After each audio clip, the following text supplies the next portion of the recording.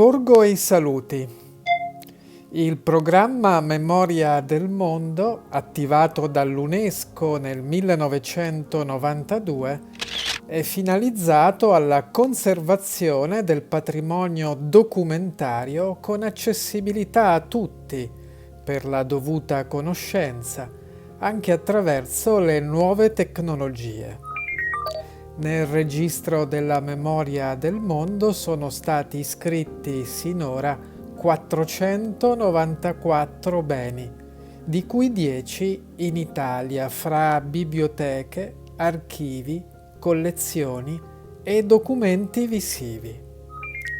Le candidature sono valutate in relazione ad autenticità ed integrità, con dichiarazione di valore che metta in rilievo impatto e importanza del bene per le memorie del mondo e per il dialogo fra identità culturali diverse.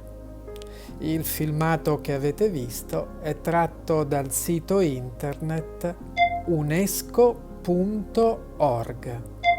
Arrivederci!